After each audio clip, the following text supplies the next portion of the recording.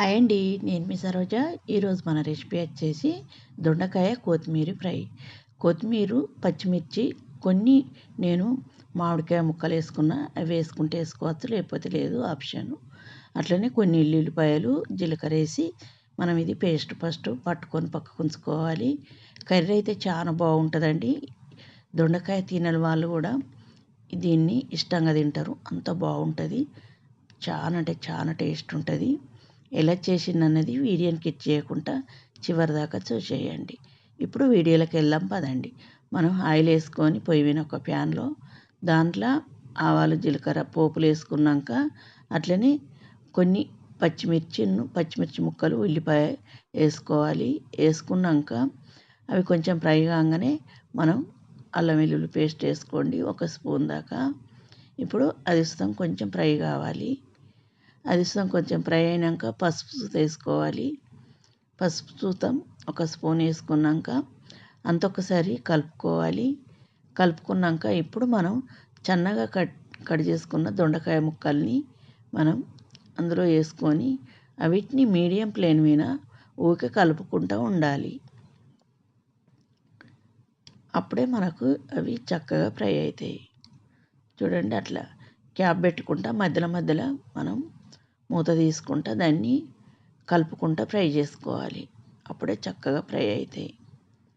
చూడండి, మనకు అవి ఫ్రై అయ్యటానికి ఎంత లేదన్నా ఒక 5-6 నిమిషాలు పడతాయి. ఎందుకంటే దొండకాయ మనకు కొంచెం లేటుగానే ఫ్రై అవుతాయి. అందు గురించి నిమ్మలంగా మనం దానికి క్యాప్ పెట్టేసుకుంటా దాన్ని చక్కగా ఫ్రై చేసుకోవాలి. చూడండి, అట్లా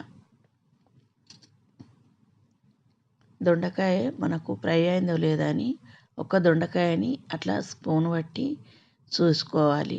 దొండకాయ ఫ్రై అయినాకనే మనం పట్టుకున్న కొత్తిమీర, పచ్చిమిర్చి పేస్ట్ వేసుకోవాలి. మనకి ఇంట్లో ఇంకా కారం కానీ ఏది అవసరం లేదండి. పచ్చిమిర్చే మీ కారానికి తగ్గట్టు తీసుకోండి.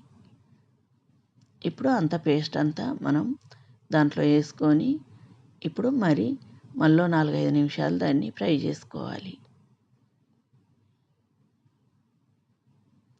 దొండకాయ అంతా చక్కగా ఉడకాలి. క్యాప్ పెట్టేసి దాన్ని ఉడికించుకోవాలి. ఇప్పుడు రుచికి సరిపోను సాల్ట్ వేసుకోండి, కర్రీకి సరిపోనంత వేసుకున్నాక ఒకసారి అంతా కలుపుకొని దాన్ని క్యాప్ పెట్టేసి మరో 2 నిమిషాలు దాన్ని ఉడికించుకోవాలి. చూడండి, మన కర్రీ అంతా ఫ్రై అవుతుంది కదా. మనకు ఆ కొత్తిమీర ఫ్లేవర్తో చాలా అంటే చాలా బాగుంటుందండి కర్రీ. మనం ఇప్పుడు 2 కరివేపాకు రెమ్మలు వేసుకోండి. కరివేపాకును కొంచెం కొత్తిమీర, కొద్దిగా ధనియా పొడి. నేను ఇక్కడ కొంచెం మనం ఇంట్లో కూరగాయలకు వాడే మసాలా ఉంటుంది కదా, అది వేసుకోండి. లేకపోతే గరం మసాలా అయినా ఒక 1/2 స్పూను వేసుకోండి. వేసుకున్నాక ఒక్కసారి కలుపుకోవాలి.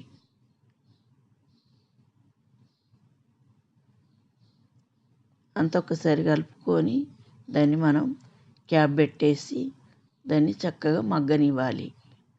అప్పుడే చక్కగా ఫ్రై అయినట్టు. చూడండి, మనకు కర్రీ అంతా ఉడికేసింది, చక్కగా ఫ్రై అయింది కదా. చాలా బాగుంటుందండి. ఇది రోటీతోటి కానీ, చపాతి కానీ, పుల్కా రైస్తో దేనితో తిన్నా సూపర్ టేస్ట్తో ఉంటుందండి. ఇలా ఒకసారి ట్రై చేయండి. నచ్చిందంటే లైక్ చేయండి, షేర్ చేయండి, సబ్స్క్రైబ్ చేయండి.